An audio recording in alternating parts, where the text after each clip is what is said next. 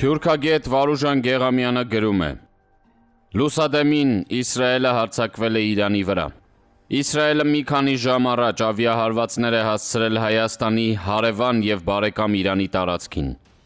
Թիրախում են հայտնվել Թեհրանը, Թավրիզը և այլ բնակավայրեր, ռազմական ու միջուկային ենթակառուցվածքներ։ Ըստ դեռևս լիովին չհաստատված լուրերի, իսրայելական թիրախային հարվածներից սպանվել են շատ բարձրաստիճան իրանցի զինվորականներ, ինչպես նաև միջուկային հարցերով զբաղվող ֆիզիկոսներ։ Իրավիճակը գերլարված է և հղի նոր բախումներով ու լիարժեք պատերազմի վտանգով։ Իրանի և մի շարք երկրների օդային տարածքները փաստացի փակ են։ Հիմա գանք մեզ, Հայաստանին։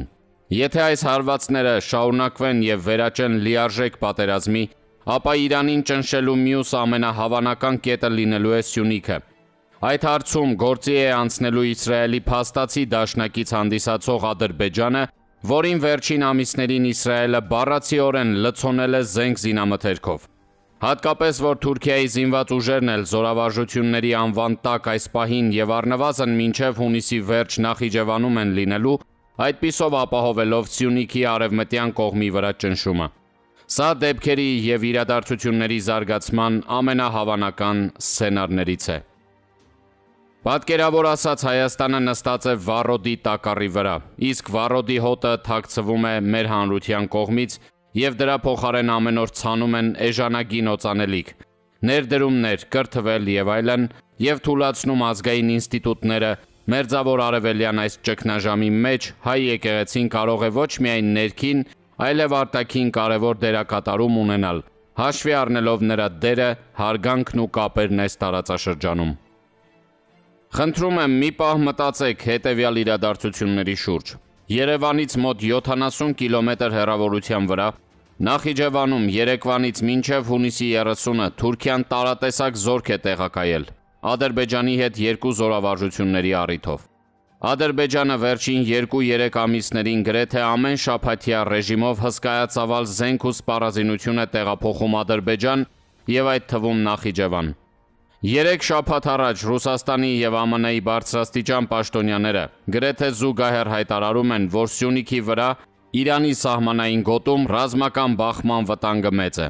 ԱՄՆ-Իրան բանակցություններում ճգնաժամ է։ Մեր տարածաշրջանում գործող գրեթե բոլոր երկրները նշում են, որ նախապատերազմական դրություն է Իրանի շուրջ։ ԱՄՆ-ն Իրաքից էվակուացնում է իր դիվանագետների և զինվորների ընտանիքներին։ Սյունիքում վերջին շաբաթներին Ադրբեջանը պարբերաբար կրակում է հայկական ուղղությամբ։ Սրանք չոր փաստեր են, ընդ որում ոչ բոլոր փաստերն են, որոնց վերլուծությունը թողնում եմ ձեզ, իսկ իմ կարճ եզրակացությունը հետևյալն է. իրադրությունը ճգնաժամային է, ռազմական բախման վտանգը մեծ, իսկ Սյունիքը առաջնային թիրախ, ընդ որում տարբեր կողմերից։ Իսկ հիմա նայեք, թե ինչով է մեզ բոլորից ուշադրությունը շեղում Հայաստանի Հանրապետության դե ֆակտո իշխանական խմբավորումը։ Աշխարհը պատրաստվում է պատերազմի, իսկ Հայաստանում ուղղակի հինգշաբթի է, որտեղ թիրախավորվում է հանրությունը և ազգային ինստիտուտները, այլ ոչ թե արտաքին վտանգները։ Մինչդեռ բացառապես վերջինը պետք է լինի մեր օրակարգը։ Ազգային ժողովի «Պատիվ ունեմ» խմբակցության քարտուղար Տիգրան Աբրահամյանն էլ գրում է. Իսրայելը հարվածներ է հասցրել Իրանին, որի հետևանքով ըստ առկա տեղեկությունների զինված ուժերի և Իսլամական հեղափոխության կորպուսի բարձրագույն ղեկավարության ներկայացուցիչներ են զոհվել։ Ըստ աղբյուրի հիմնական թիրախներից նաև այն գիտնականներն են եղել, ովքեր մեծ դերակատարություն ունեն Իրանի միջուկային ծրագրի զարգացման գործում։ Տարածաշրջանը կրկին տեղափոխվեց ակտիվ սպառնալիքների էպիկենտրոն, որտեղ անկանխատեսելի իրադարձությունների տարափ է սպասվում։ Քաղաքական գիտությունների դոկտոր, պատմաբան Արմեն Այվազյանի ֆեյսբուքյան գրառումը։ Այսօր Իսրայելը լայնամասշտաբ պատերազմ սկսեց Իրանի դեմ։ Այս լուրջ տարածաշրջանային էսկալացիայի պայմաններում Հայաստանը հայտնվել է խոցելի և մեծապես վտանգված դրության մեջ։ Հատկապես այս իրավիճակում պետական իշխանության, ներառյալ Հայաստանի Հանրապետության զինված ուժերի և մյուս ուժային կառույցների առաջնային պարտքն է ձևավորել հստակ արտաքին քաղաքական դիրքորոշում, անմիջապես դադարեցնել ներքին առճակատումների հրահրումը և գործադրել բոլոր միջոցները ազգային անվտանգությունը երաշխավորելու համար։ լակոտություն անելու ժամանակը չէ։ Իսրայելի հարվածներից հետո Իրանը պատասխան գործողություններ է սկսել Իսրայելի վրա ուղղված ավելի քան 100 անօդաչու թռչող սարքերով։ Այս մասին հայտնել է The Times of Israel-ը։ Լրատվամիջոցի փոխանցմամբ Իսրայելի պաշտպանության բանակի խոսնակ Դանիել Հագարին հայտնել է, որ Իրանն Իսրայելի վրա արձակել է ավելի քան 100 անօդաչու թռչող սարք, սակայն մի քանի ժամ կպահանջվի, որպեսզի դրանք հասնեն թիրախներին։ Բանակն աշխատում է դրանք ոչնչացնելու ուղղությամբ, զինվորական պաշտոնյայի խոսքերն է մեջբերել Times of Israel-ը։ Ավելի վաղ Իսրայելի պաշտպանության ուժերը սկսել են առյուծի վերել կանվամբ լայնածավալ գործողությունը, որի շրջանակներում Իսրայելը հարվածներ է հասցնում Իրանի միջուկային ծրագրի ռազմական թիրախներին և օբյեկտներին։ ԱՄՆ պետքարտուղար Մարկո Ռուբիոն Իսրայելի կողմից Իրանին հարվածնելն անվանել է միակողմանի գործողություն, որի հետ Սպիտակ տունը որևէ առնչություն չունի։ Մարկո Ռուբիոն նաև կոչ է արել Իրանին չհարձակվել տարածաշրջանում գտնվող ամերիկյան ուժերի վրա։ Այսօր երեկոյան Իսրայելը միակողմանի գործողություններ է ձեռնարկել Իրանի դեմ։ Մենք չենք մասնակցում Իրանի դեմ հարվածներին և մեր գերակա խնդիրն է պաշտպանել տարածաշրջանում գտնվող ամերիկյան ուժերը, իր հայտարարության մեջ ասել է Ռուբիոն։ ԱՄՆ պետքարտուղարի խոսքով Իսրայելը Վաշինգտոնին հայտնել է, որ իր գործողություններն անհրաժեշտ էին ինքնապաշտպանության համար։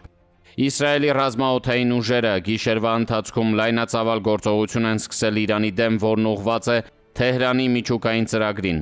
Ըստ Իսրայելի պաշտպանության բանակի Իրանը ձեռք է բերել բավարար քանակությամբ հարստացված ուրան մի քանի օրվա ընթացքում 15 միջուկային ռումբ ստեղծելու համար, ուստի Իսրայելը պետք է միջոցներ ձեռնարկի այս անխուսափելի սպառնալիքի դեմ, հաղորդում է The Times of Israel-ը։ Իսրայելի կողմից Իրանի վրա հարձակումների ֆոնին Իրանի արտաքին գործերի նախարար Աբբաս Արաղչին X-ի իր էջում հայտարարություն է տարածել։ Իրանի դեմ սիոնիստական ռեժիմի հարձակումները ՄԱԿ-ի կանոնադրության 4-րդ հոդվածի 2-րդ կետի խախտում են և Իրանի Իսլամական Հանրապետության դեմ ուղղված ակնհայտ ագրեսիա։ Այս ագրեսիային պատասխանը Իրանի օրինական իրավունքն է համաձայն ՄԱԿ-ի կանոնադրության 51-րդ հոդվածի։ Իրանի Իսլամական Հանրապետության զինված ուժերը հանուն երկրի պաշտպանության կպատասխանեն վճռականորեն այնպիսի ձևով, որով նրանք նպատակահարմար կհամարեն։ Սիոնիստական ռեժիմի ագրեսիվ գործողություններն Իրանի դեմ չէին կարող իրականացվել առանց Միացյալ Նահանգների համակարգման և հավանության։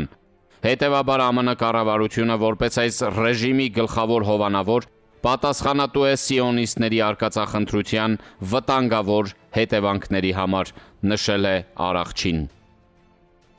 ԱՄՆ նախագահ Դոնալդ Թրամփը Fox News-ին հայտնել է, որ նախապես գիտեր Իսրայելի կողմից Իրանին հարվածելու ծրագրի մասին, անակնկալներ չեն եղել, սակայն ընդգծել է, որ Միացյալ Նահանգները չի մասնակցել գործողությանը։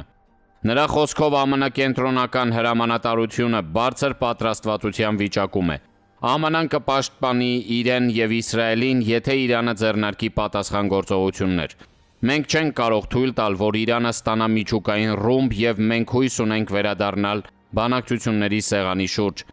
Կտեսնենք, նախագահի խոսքերն է մեջբերում Fox News-ը։